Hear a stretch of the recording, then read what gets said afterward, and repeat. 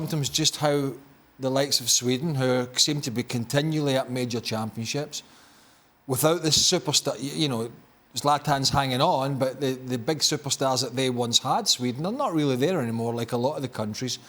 And yet this team, when I watch them, generally always make it difficult, really difficult for the so-called big boys. And they've punched above their weight for a long, long time. I mean, it wasn't too long ago the front line for Sweden was Ibrahimovic in his prime and my former teammate Henrik Larsson. I mean, they don't have those kind of players anymore, and yet they continually are competitive against nations that have had huge success at World Cups and Euros. Kasey, Spain surprised many in the last Euros, Euro 2020. Now we know they're going to the World Cup. How do you rate them? I think that you guys talked about it a little bit earlier in the day, where it's a transition period. And you're really asking for some young players to emerge into something that we know they possibly can be, but we don't know if they're going to be that yet. And it's a big ask. And I think at the other thing, when you're looking at Spain, you're still waiting for that world-class goal scorer.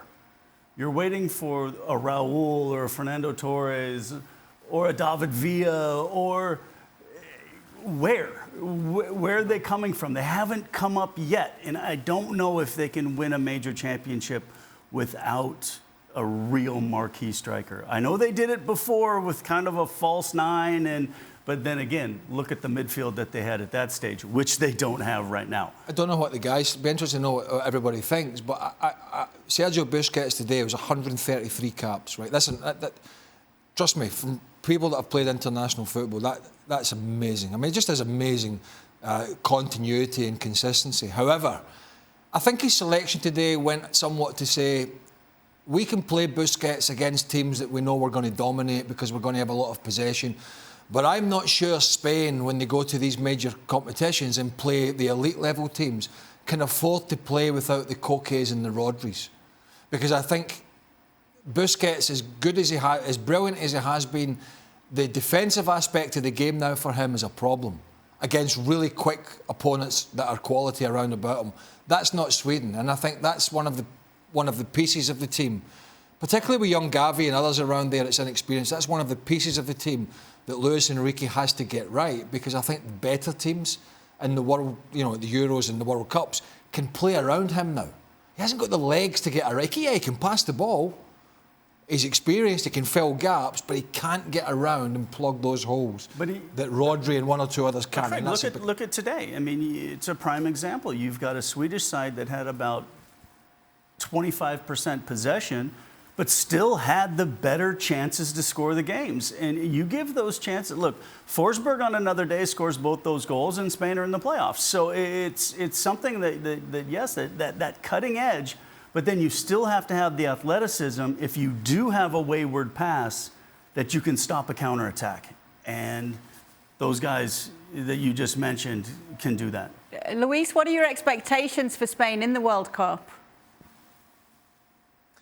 Listen, sadly, I hear the guys and I totally agree with them. At the end, Busquets is a fantastic player in the middle of the park. He can hold the ball. He can manage to bring that balance to the game, but he needs players to run for him, because he's not that Busquets. But it's normal. I mean, because of his age, he's not able to cover all those gaps when they are quick transition from the other side. But I still believe that he can be a major asset for the Spanish side when it comes to the most important moments, because he can bring that experience of knowing where to speed up the ball in the game, but to slow it down.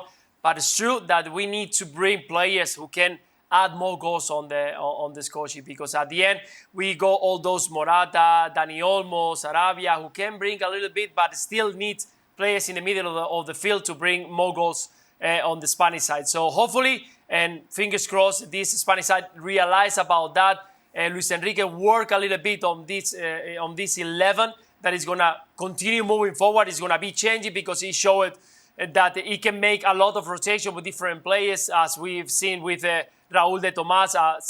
Suddenly we found him on the 11 started for 2 games in a row from the Espanyol, a very good team here in Spain this season, but still not the normal thing that we've seen in the national team. So we expect a lot from this Spanish side.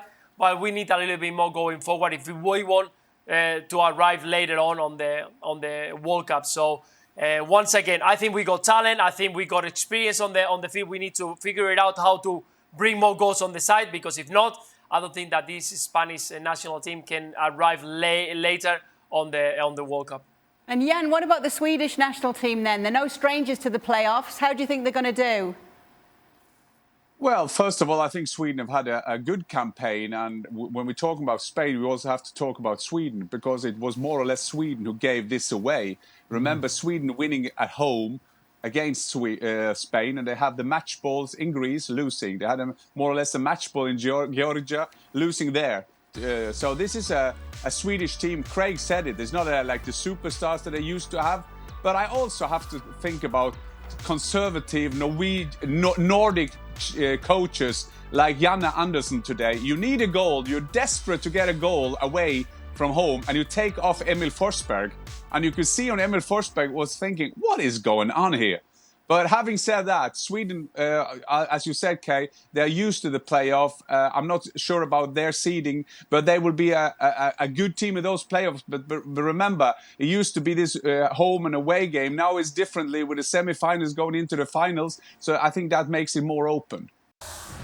Thanks so much for watching ESPN on YouTube. And for more sports highlights and analysis, be sure to download the ESPN app. And for premium content and live streaming, subscribe to ESPN+.